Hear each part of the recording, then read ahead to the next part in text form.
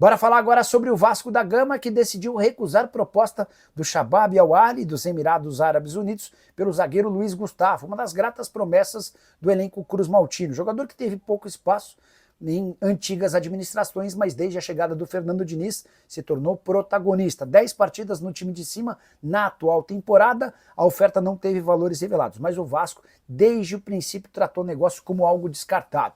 O Shabab busca um zagueiro no futebol brasileiro, já havia tentado Naves do Palmeiras e também o Félix Torres do Corinthians. Tanto o Palmeiras quanto o Corinthians entenderam as propostas como baixas.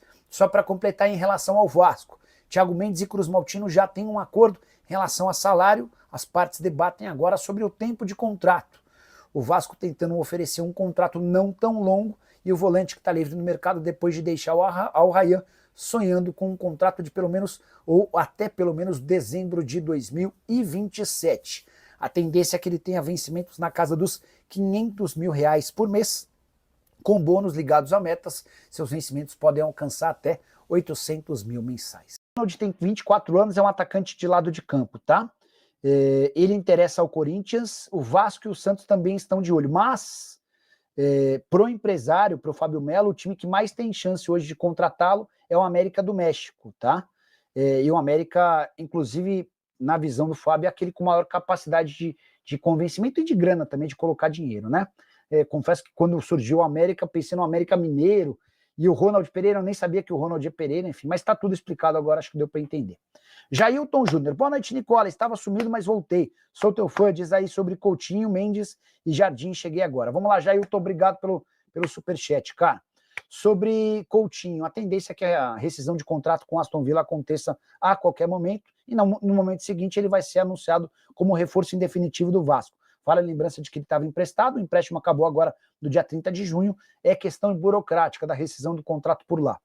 Sobre o Thiago Mendes, negociação muito avançada, as partes negociavam detalhes em relação ao tempo de contrato. Vai ficar um ano, vai ficar 1 ano e meio, vai ficar 2 anos e meio. O Thiago quer um período mais longo, o Vasco defende um contrato um pouco menor. Ele parte de um salário de mais ou menos R$500 mil por mês e com bônus ligados a metas. Os vencimentos do Thiago podem alcançar até 800 mil. Sobre o Jardim, há mais otimismo no Vasco em relação à renovação do contrato do goleiro Cruz Maltino. Mas eu acho que a gente tem que esperar. Hoje, terça-feira, 1º de julho, passou a valer, ele entrou nos últimos 6 meses de contrato. Então, a partir daí, o Léo Jardim, ou Leonardo Jardim, como queiram, pode assinar um pré-contrato com quem bem quiser. Sei que o Cruzeiro e o Palmeiras observam bem de perto a situação dele. Mas no Vasco existe otimismo em relação à renovação do contrato, tá bom? Sábado tem amistoso, lá em Natal. Coutinho é dúvida, vou explicar porque ele pode não jogar. Vou falar sobre a renovação dele, do Léo Jardim, da chegada do Thiago Mendes e também do zagueiro uruguaio Alan Saldívia, do Colo-Colo. Então vamos juntos? Vamos embora falar de Vasco da Gama, que é a nossa paixão. Ontem na live, se você perdeu, vou fazer um resumão aqui do que aconteceu lá. Eu trouxe a informação de que o Vasco não negocia com o zagueiro Alan Saldívia. Ontem fiquei por mais de 1 hora conversando com o dirigente do Vasco que me disse, olha, sempre há oferecimentos e tal, mas não é o nome. O Vasco, inclusive, não está focado em trazer zagueiro nesse momento, e sim um volante, um camisa 8 que pode ser o Thiago Mendes. Há uma negociação em curso, em andamento, o que vocês têm divulgado aí é o que está e tal, mas assim, não é a zaga a nossa prioridade. Com pouco recurso, o Vasco tem que ser muito assertivo. E segundo esse dirigente me disse, o Vasco está atrás de um volante, efetivamente, um camisa 8, né, um volante /meia, e também um atacante lado de campo. Ótimo, pô, legal, mas e aí? Não vai pintar um meia, um atacante reserva para o Verratti, um zagueiro?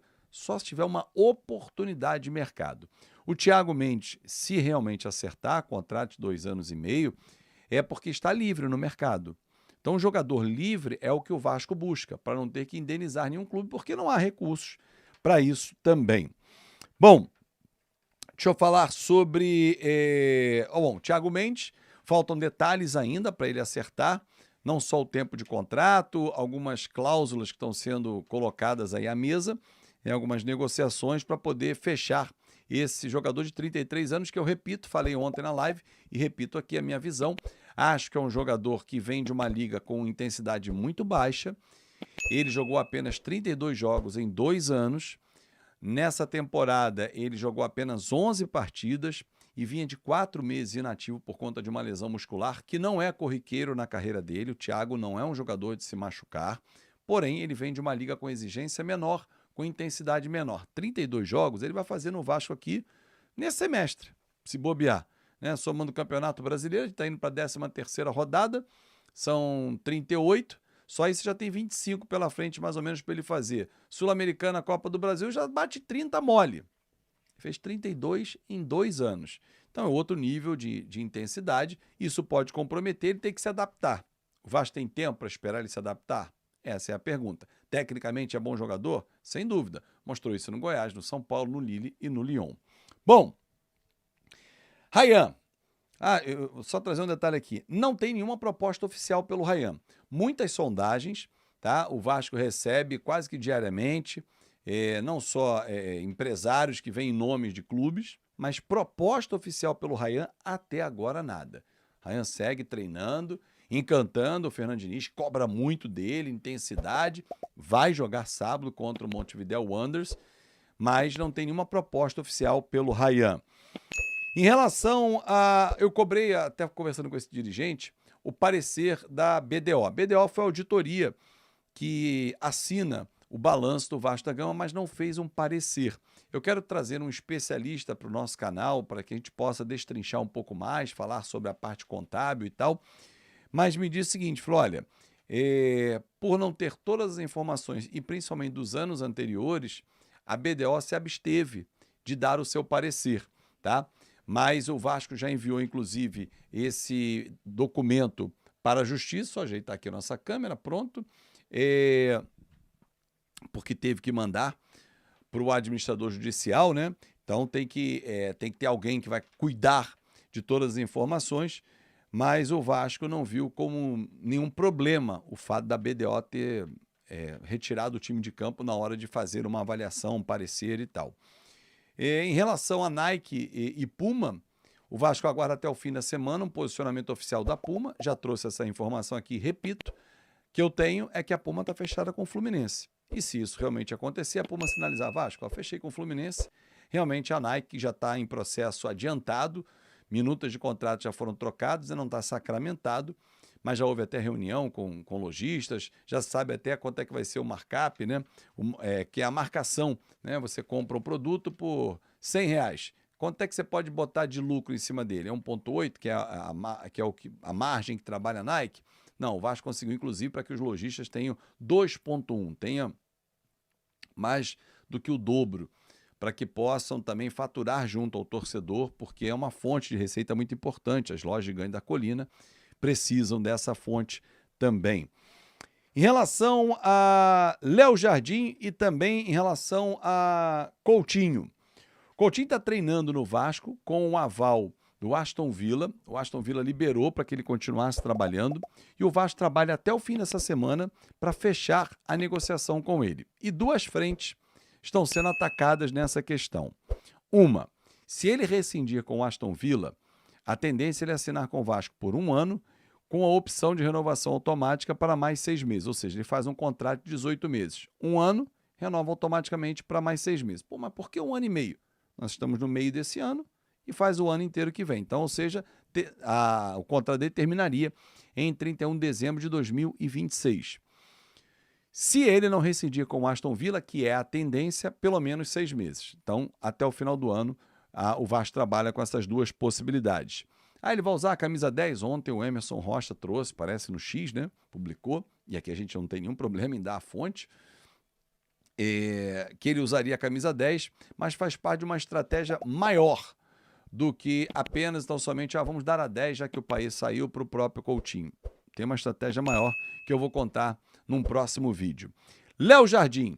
Não foi exigência do Paulo Pitombeira, segundo me disse o dirigente vascaíno, que o Vasco trouxesse, né, ou negociasse para trazer o Thiago Mendes, que também é representado pelo Paulo Pitombeira. Aspas desse dirigente para mim. Pitombeira não está em condições nenhuma de exigir nada do Vasco, de botar a faca no peito do Vasco. Não tem condição mesmo, porque o Léo Jardim tem um contrato em vigência que tem uma cláusula de renovação automática. Se ele não aceitasse a renovação com o Vasco, 1º de janeiro de 2026, um novo contrato seria estabelecido e registrado na CBF. Mas o Vasco também pode anunciar hoje, amanhã, no máximo sexta, nessa semana, segundo me disse o dirigente, um contrato com duração de 4 anos. Essa é a notícia que eu trago para você exclusiva, torcedor. 4 anos de contrato do Léo Jardim com renovação automática de mais um. Ou seja, o novo vínculo começa em 1º de janeiro de 2026, termina em 31 de dezembro de 2029 e com a renovação automática para 2030.